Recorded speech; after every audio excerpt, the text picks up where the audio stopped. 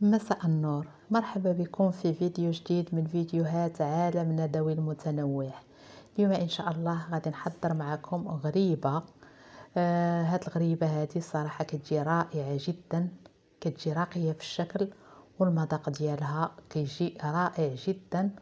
وكيف ما غادي تشوفوا معايا غادي نحضروها بطريقة بسيطة. فهاد الغريبة هذه ما كاينش شي مائدة راقية إلا وكتلقاها فيها، لأنها فعلا غريبة راقية بمعنى الكلمة. خليكم معنا نشوفوا المقادير. بالنسبة للمقادير عندي هنا 375 غرام ديال الزبدة اللينة، مارغرين، وعندي 3 ديال كؤوس ديال السكر، وعندي قبيصة ديال الملحة. هاد المكونات هادو اللي غادي نعطيكم تقدروا تقسموهم على جوج. انا هنا دايره كميه شويه كبيره، وغادي نضيف النكهه ديال البرتقال. هاد الغريبه كيف ما سبق لي وقلت لكم من ارقى الغريبات اللي كيكونوا في الموائد الراقيه، لان فعلا زوينه بزاف هاد الغريبه هذه. وراه كيف ما كتعرفوا هاد الغريبه قديمه، وانا حتى انا بغيت نشاركها معكم. انا فعلا اي واحد كيجي عندي كيذوقها الا وكتعجبو وكيطلب المقادير ديالها، وانا متاكده حتى نتوما اذا درتوها فاكيد غادي تحمر لكم وجهكم.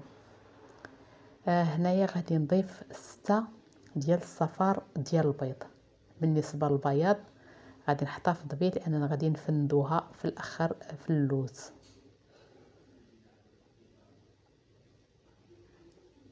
كنحاولوا نخدموا هاد المكونات هادو مزيان حتى نحصلوا على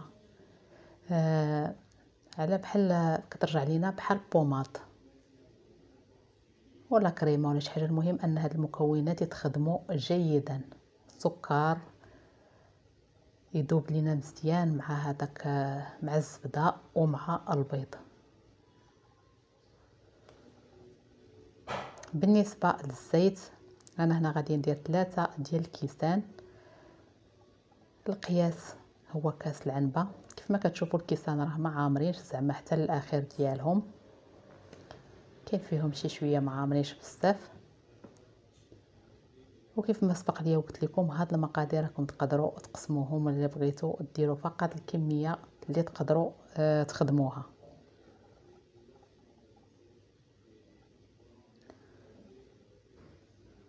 خدموا المكونات جيدا.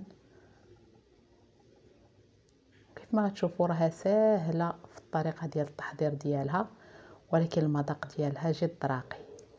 هنايا غادي نضيف 300 غرام ديال العنب المجفف، مسحته وقطعته رقيق، و100 غرام تقريبا ديال الفواكه المعسله حتى هي قطعتها رقيقه. هكا كتعطي لهاد الغريبه ديالتنا واحد التعليكه وكذلك واحد اللون اللي هو زوين.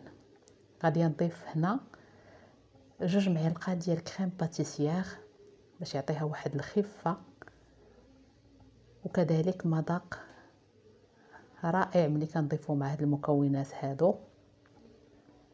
يمكن لكم تعوضوه ب2 معالق ديال النشا ديال الذره الا بغيتيو. وبالنسبه للدقيق انا عندي هنا كيلو تقريبا و100 غرام. بالنسبه للدقيق ما كتضيفوش دفعه واحده، بشويه بشويه، يعني على حساب الحجم ديال البيض وعلى حسب النوعيه ديال الدقيق. كندير 3 ديال الخمارات 8 غرام 8 غرام. وكيف ما سبق لي وقلت لكم بالنسبه للدقيق يعني ما تضيفوش دفعه واحده.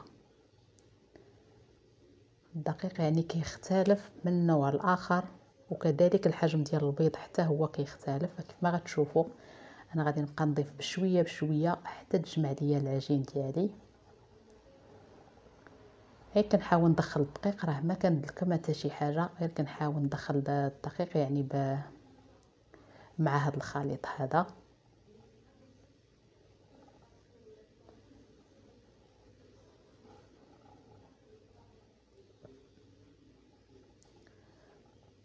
وهاد الكميه اللي درت راها كتعطي كميه كبيره. نتوما الا بغيتو تجربوا هاد الطريقه ديروا الكميه اللي غادي تقدروا تخدموها.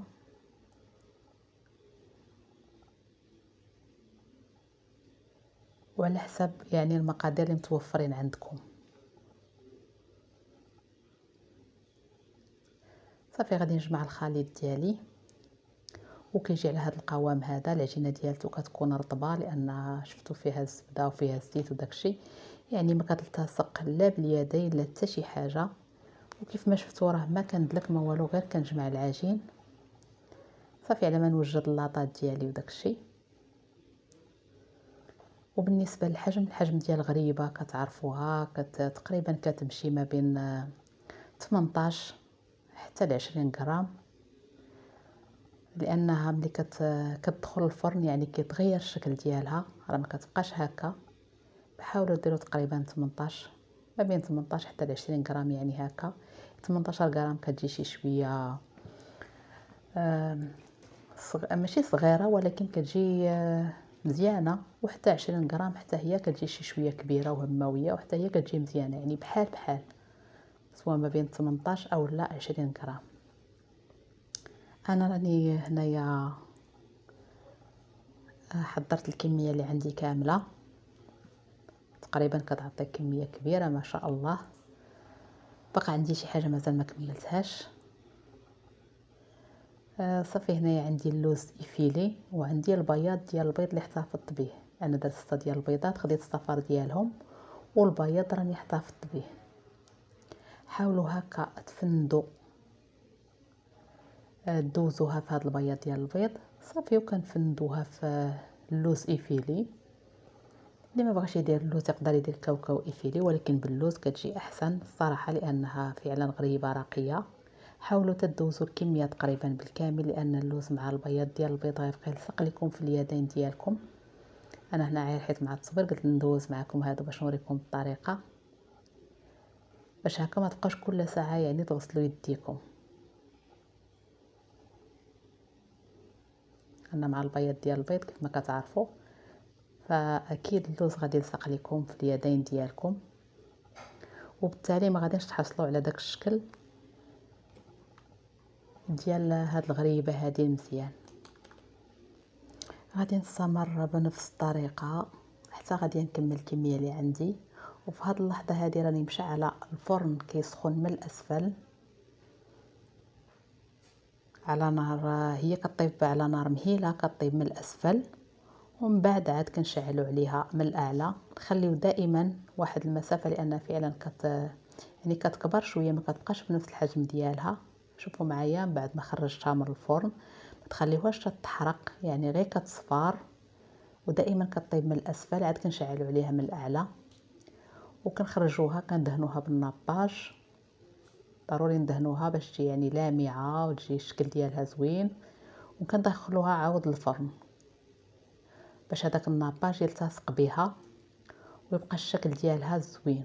صراحه هذا الناباج كيعطيه واحد اللمعان وواحد الشكل راقي. شوفوا معايا من بعد ما خرجتها المره الثانيه من الفرن. الفرن ماشي يعني غير كنخليها فيه غير مده قليله يعني باش يلتصق بها هذاك الناباج صافي، وكنحصل على هذا الشكل هذا. وهذه هي الغريبه ديالتنا. صراحه راها راقيه، كنصحكم جربوها لان فعلا راقيه وكتستحق التجربه. وكيكون هذا هو الاقتراح ديالنا. شوفوا معايا كيفاش كتجي كتذوب في اليد قبل الفم. وكنتمنى الفيديو ديال اليوم يعجبكم وينال الاستحسان ديالكم، وتجربوا في المنازل ديالكم. شكرا لكم والى اللقاء في فيديو قادم ان شاء الله. مع السلامه.